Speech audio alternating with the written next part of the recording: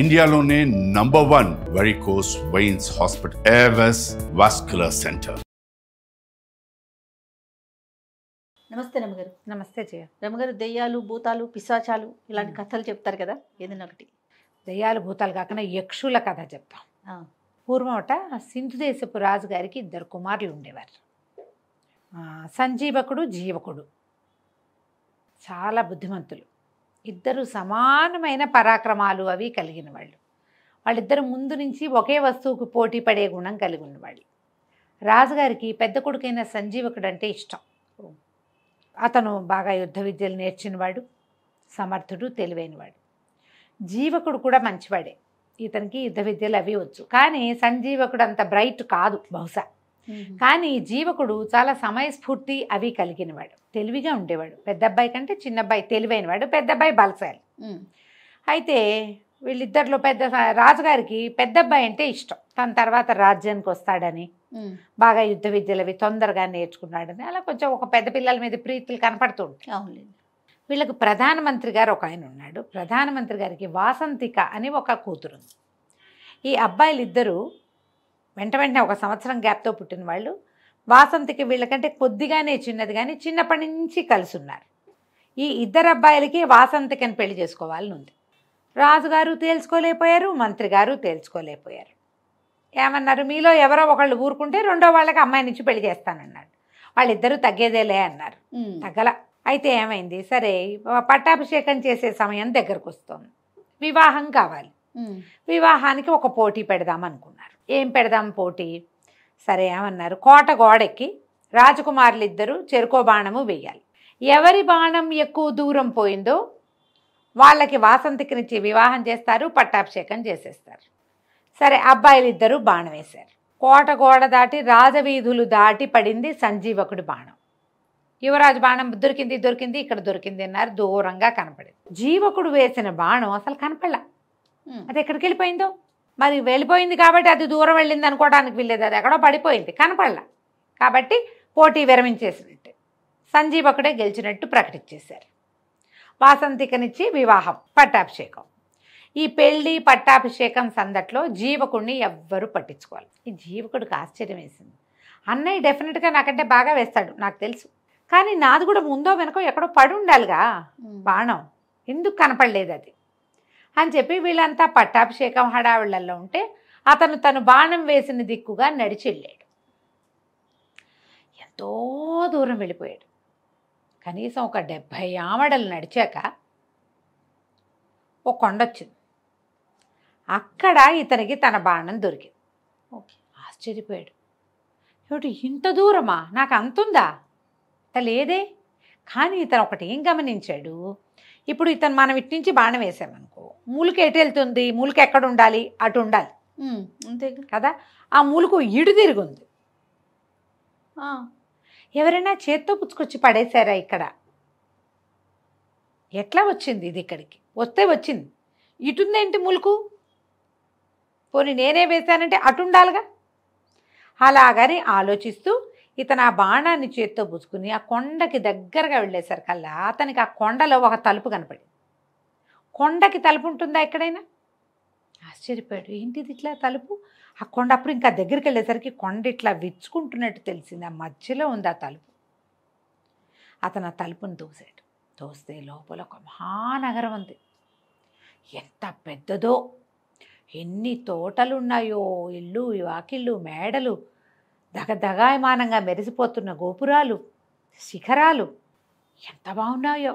అందరూ మనుషులు భలే ఉన్నారు. వాళ్ళు ఎవరు మనుషుల్లాగా లేరు, యక్షుల్లాగా ఉన్నారు. చాలా ఆశ్చర్యపోయాడు ఇతను. ఆ బాణం పుచ్చుకుని వెళ్తుంటే అతనికి ఒక సౌందర్యవతి అయిన యక్ష రాజకుమార్తె కనపడింది. అడిగాడు, మీరెవరు? మా రాజ్యానికి ఇంత దగ్గరలో ఇంత కొండ ఉందేమిటి, ఈ కొండలో ఇంత నగరం ఉండటం ఏమిటి, మాకెప్పుడూ తెలీదే ఇక్కడ యక్షులు ఉన్నారని అనేసరికి ఆవిడ నవ్వింది. ఆవిడ పేరు సరసీరుహలోచన. ఆమె పేరా? ఆవిడ సరసీరుహ. అమ్మాయి ఏమందంటే, మేము ఎప్పుడు ఇక్కడే ఉన్నాం, నిన్ను చిన్నప్పటి నుంచి చూస్తున్నా, నేను చాలా చిన్నతనం నుంచి. నీ సమయస్ఫూర్తి, నీ తెలివితేటలు, నీ విధానం నాకు మొదటి నుంచి నచ్చినాయి. నీకు వాసంతికి తగిన భార్య కాదు, సంజీవకుడే ఆ అమ్మాయిని పెళ్లి చేసుకుంటాడని నేనే నీ బాణాన్ని తెచ్చేశా. ఓహో.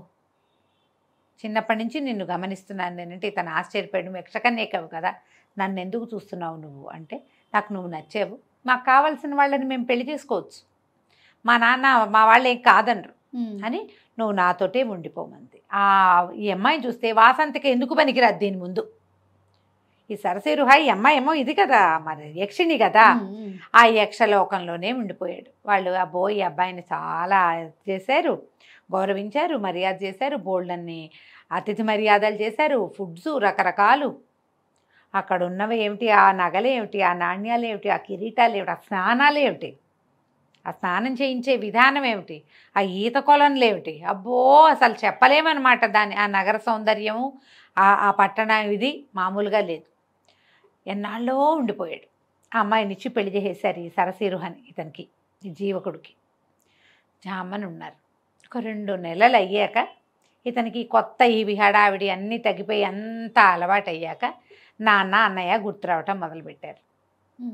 ఏమిటో ఇన్నాళ్ళు అయింది, వాళ్ళు నా గురించి ఏమనుకుంటున్నారు, పట్టాభిషేకం చేసుకున్నానని వెళ్ళిపోయాను అనుకున్నారో ఏమిటో.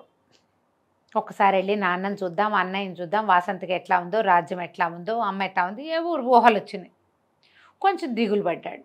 ఈ సరసీరుహ అడిగింది, ఎందుకు ఇటా ఉన్నావు ఏమిటి అంటే, మా నాన్నని చూద్దామని ఉంది, ఒక మాట వెళ్ళి రానా అంటే, సరే ఆవిడ ఏం చేస్తుంది, అట్లాగే వెళ్దుగాని అని చక్కటి ఉత్తమాశ్వాలు పూంచిన ఒక రథం, బోళ్ళంతమంది దేవతాశ్వాలు కట్టిన రథము, కొంతమంది సైనికుల్ని ఇచ్చి, కొన్ని బహుమతులు ఇచ్చి, ఒకే ఒక్కటి జ్ఞప్తికి పెట్టుకో, నువ్వు విన్నాళ్ళు ఎక్కడున్నావో ఎవ్వరికీ చెప్పద్దు, నాతో నీ వివాహం ఇతరులకి చెప్పకూడదు, రహస్యం ఇది, నువ్వు వెళ్ళిరా, ఎన్నాళ్ళు కావాలంటే అన్నాళ్ళు ఉండిరా, మనం ఇక్కడే హాయిగా ఉందాం అంతే. అలాగే అన్నాడు. ఇతను ఈయన లోపల ఉన్న రాజ్యానికి రాజు. మరి యువరాణిని పెళ్లి చేసుకున్నాడు కదా, ఆ అమ్మాయి, ఆ రాజ్యం అమ్మాయిది. సరే వెళ్ళాడు. ఈ రాజు మంత్రులు అందరూ ఆశ్చర్యపోయారు. సడన్గా ఎక్కడి నుంచో వచ్చి ఊడిపడ్డట్టు, ఆకాశం నుంచి ఊడిపడ్డట్టుగా వచ్చిన జీవకుడిని చూసేసరికల్లా భయపడి చచ్చారు. వీడేదో గొడవ చేయడానికి వచ్చాడు అనుకున్నారు. నువ్వు ఎక్కడున్నావు అని అడగల. ఇతను వాసంతికని ప్రేమించాడు. రాజ్యము అన్నయ్యకే ఇచ్చాం, వాసంతికని అన్నయ్యకే ఇచ్చాం. ఏదో దురుద్దేశం మధ్యలో మనసులో పెట్టుకుని వెళ్ళిపోయాడు. ఇప్పుడు దురుద్దేశంతో వచ్చి ఉంటాడు. అలాగని అనుమానపడ్డారు మంత్రులు, సామంతులు. రాజుగారికి చెప్పారు, జీవకుడు సజావైన ఉద్దేశంతో రాలేదు, ఆనుపాను చూసుకోవడానికి వచ్చాడు, ఏదో ఒకరోజు యుద్ధానికి వస్తాడు. రాజు అంత మనసిచ్చి ఉండల చిన్న కొడుకుతోటి. ఇతను అదేం పట్టించుకోలే, హాయిగా అందరితోటి గడిపాడు, విందులు వినోదాలకి తిరిగాడు అటు ఇటు. కొన్నాళ్ళక వెళ్ళొస్తాను అని వెళ్ళిపోయాడు. అమ్మయ్య అనుకున్నారు. అమ్మయ్య వెళ్ళిపోయాడు, ఇప్పుడు ఏం ఇబ్బంది లేదు. ఒక 2-3 నెలలు పోయాక మళ్ళీ మా నాన్నని చూస్తా అన్నాడు. అనేసరికల్లా మళ్ళీ సరసీరుహ ఈసారి ఇంకా పెద్ద రథం, ఇంకో 50 మంది సైనికులు, ఇంకో 25 మంది బానిసలు, అదే స్త్రీలు వెనకాల పనిచేసేవాళ్ళు అందరినీ ఇచ్చి పంపించింది. బోల్డని గిఫ్ట్లు ఇచ్చింది. నాన్నకో వస్తువు, అమ్మకో వస్తువు, అట్లా రకరకాల మణులు మాణిక్యాలతోటి వస్తువులు. మళ్ళీ ఉన్నట్టుండి ఊడిపడ్డట్టుగా వచ్చినటువంటి జీవకుడిని చూసి హడిలు తెచ్చారు వీళ్ళంతా. అయ్య బాబోయ్, లాస్ట్ టైం 50 మందితో వచ్చాడు, ఇప్పుడు 150 మందితో వచ్చాడు, ఈసారి ఇంకా పెద్ద రథం, ఇంకా బోల్డ్ సామాన్లు తెచ్చాడు, వీడు ఏ ఉద్దేశంతో వచ్చాడు, ఏదో చేయబోతాడు. రాజుగారు అట్లాగే మొహం మార్చుకుని ఉన్నాడు. కొద్ది రోజులు ఉన్నాడు ఇక్కడే జీవకుడు. అందరూ అనుమానంగానే సంచరించేవాళ్ళు. అతను ఏం మాట్లాడితే ఏం అర్థం తీయచ్చా అనే చూశారు. అతను ఏ వేళాకోళానికి నవ్వుతూ ఏదన్నా దురర్థాలే తీసుకున్నారు. మనకు అనుమానం ఉంటే అంతే, అన్న తప్పుగానే ఉంటుంది, మన మనసులో ఉంటుంది కదా అది. వాళ్ళు మొహం తిప్పితే మూతి తిప్పుకున్నారనిపిస్తుంది, మూతే తిప్పితే మెటికలు విరిచారనిపిస్తుంది. అలాగే మనం ఇలాగే చేస్తాం కదా. అవును. సరే, ఒక 10 రోజులు 20 రోజులు ఉండి జీవకుడు మళ్ళీ బయలుదేరి వెళ్ళిపోయాడు.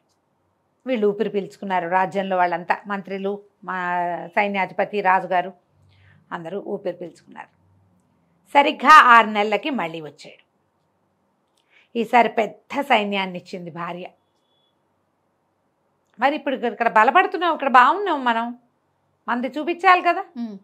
పంపించేసరికి అలా పెద్ద అంత వచ్చిన సైన్యాన్ని చూసి హడిలు చచ్చారు వీళ్ళు. కొండ దగ్గర నుంచి వాళ్ళు నడిచొస్తుంటే ఆ రేగిన దుమ్ముకి ఎవరో యుద్ధానికి వస్తున్నారని భయపడ్డారు. తీరా చూస్తే జీవకుడే మామూలుగా వచ్చాడు.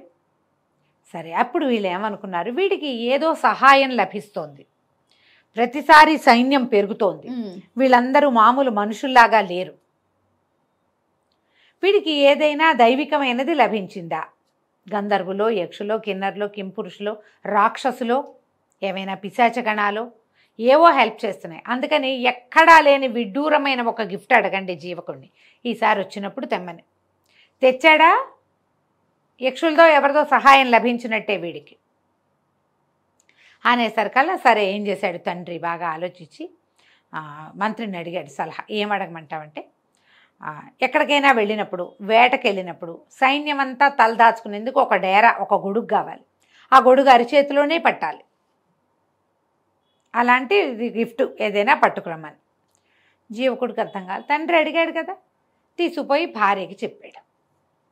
మా నాన్న ఆయనకి పెద్ద డేరా లాగా ఉండే గొడుగు కావాలట, అది అరిచేతిలోనే పట్టాలట, విప్పితే పెద్దది కావాలట, వేటకి వెళ్ళినప్పుడు, యుద్ధానికి వెళ్ళినప్పుడు, గట్టు మీద నుంచినప్పుడు ఇట్లా గొడుగులాగా ఉండాలి, కానీ అది మళ్ళీ పెద్దదిగా ఉండకూడదంటే అలాగే ఎంతలోకి అలాగే ఇద్దాం ఈసారి అంది. మళ్ళీ 3 నెలలకు వెళ్ళాడు. ఈసారి అరిచేతిలో పట్టే ఓ గొడుగు తెచ్చిచ్చాడు నాన్నకి. ఆ గొడుగు విప్పితే విప్పితే విప్పితే విప్పితే ఒక క్రోసెడ్ మేర అయింది అది. మళ్ళీ అదంతా మడిస్తే అరిచేతిలోకి వచ్చేసింది. ఓహో, కాంతపోయారు జనం.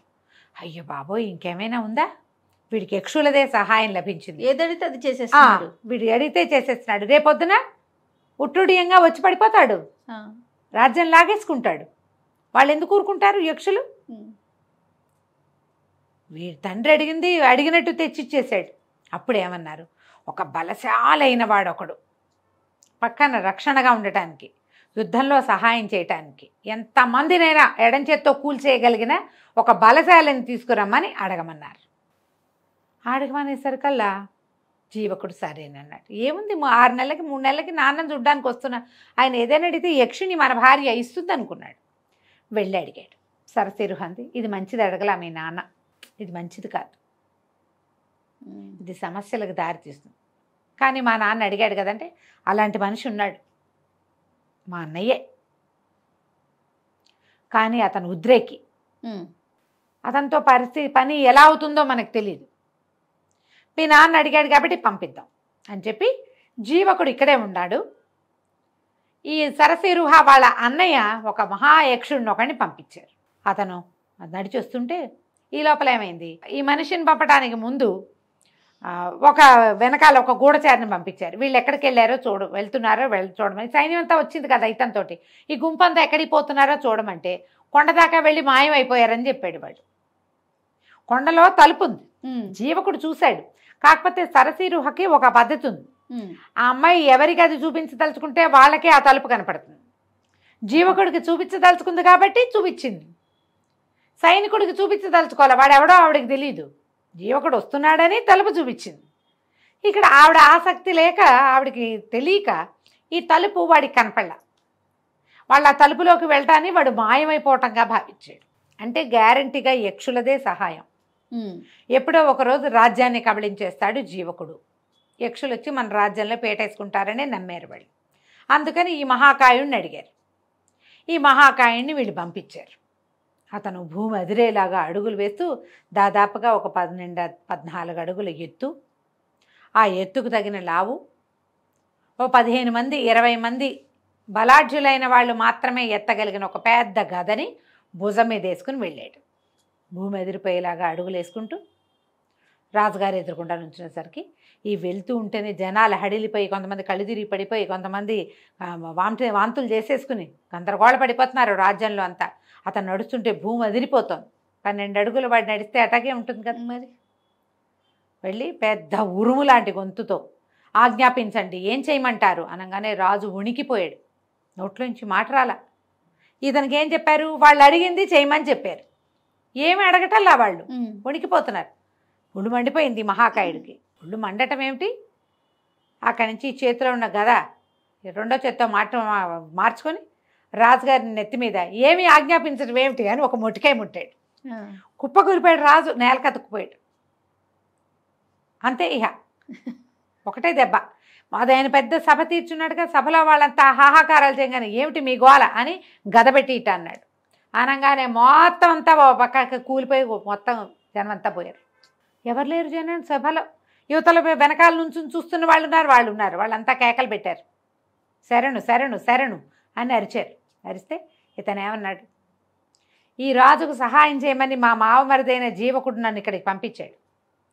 రాజుకి అడగటమే రాదు, అతను నశించాడు. అతని వెనకాలన్న జనమంతా పోయారు. ఇప్పుడు రాజు లేడు. అరాచకమైన ఈ రాజ్యానికి మా బావమరిదే రాజు. ఆయన వచ్చి రాజ్యాన్ని స్వాధీనం చేసుకుంటాడు. అప్పటి వరకు ఇది జీవకుడి రాజ్యంగానే చలామణి అవ్వాలి అని చెప్పి వెనక్కి తిరిగి వెళ్ళిపోయాడు.